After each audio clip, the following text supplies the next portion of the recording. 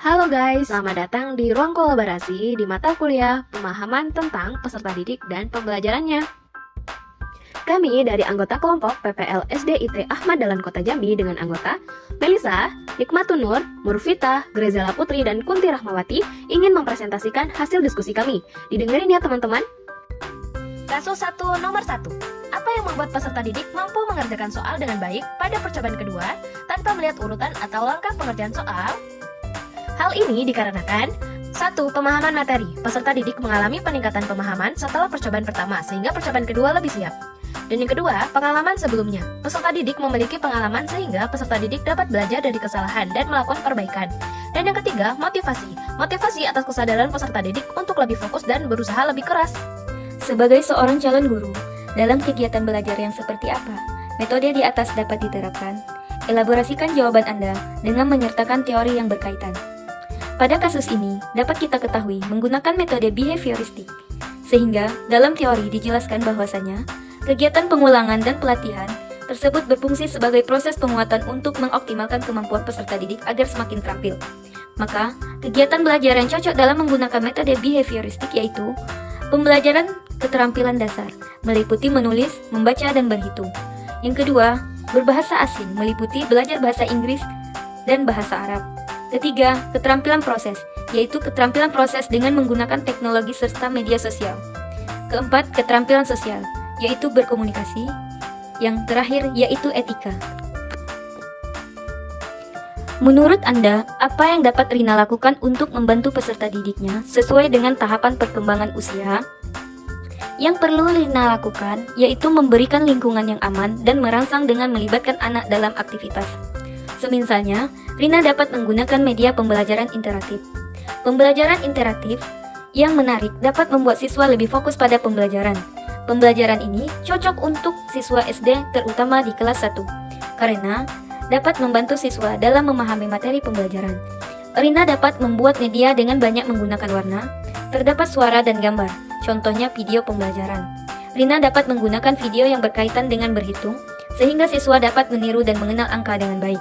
Dengan menggunakan video, peserta didik dapat mengamati, melihat, mengikuti, dan mendengarkan. Mengapa kamu menyarankan hal tersebut? Elaborasi jawaban Anda dengan menyertakan teori yang berkaitan. Dikarenakan yang pertama, dengan melihat pembelajaran yang menarik, peserta didik dapat mengamati dan mengingat karena pengalaman yang menarik tidak akan dilupakan. Yang kedua, dengan mengamati video pembelajaran, peserta didik dapat dengan mudah untuk menirukan apa yang mereka lihat. Hal ini sejalan dengan teori sosial kognitif.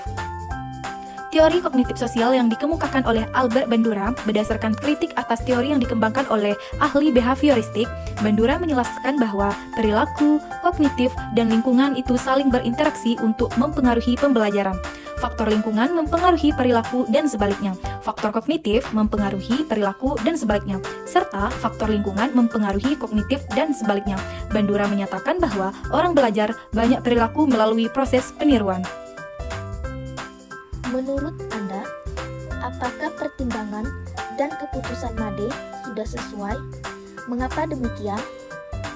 Keputusan MADE sudah sesuai, karena kegiatan pembelajaran yang sesuai dengan lingkungan akan mempermudah anak memahami pembelajaran tersebut. Dengan menggunakan teks deskripsi yang sesuai dengan keadaan lingkungan, bertujuan agar tujuan dari pembelajaran bahasa Indonesia tersebut tercapai. Pembelajaran berbasis lingkungan sekitar sekolah menjadi salah satu upaya untuk meningkatkan kemampuan berpikir aktif dan kritis. Sehingga, sejalan dengan pendapat Sevi Indra Gumilar dan Fadilah Tri Aulia di dalam buku Bahasa Indonesia bahwa kalimat deskripsi adalah kalimat yang menggambarkan sifat-sifat atau ciri-ciri khusus suatu benda. Sifat-sifat tersebut merujuk pada hal khusus yang dapat ditangkap oleh panca indera. Misalnya berupa ukuran, besar kecil, dan tinggi rendah. Warna seperti merah, kuning, dan biru. Rasa seperti manis, pahit, getir, halus, dan kasar. Dengan MADE memberi teks deskripsi yang sesuai dengan lingkungan peserta didik, yaitu pantai dan makanan khas Bali, membuat peserta didik secara tidak langsung sudah paham dengan teks tersebut, karena mereka sudah tahu lingkungan pantai yang menjadi tempat tinggal mereka. Pertanyaan selanjutnya, pertanyaan kedua dari kasus 3 yaitu, Prinsip apa yang mau digunakan dalam kasus tersebut?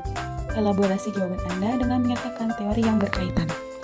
Pada kasus ini dapat kita ketahui, pembelajarannya menggunakan metode konstruktivisme.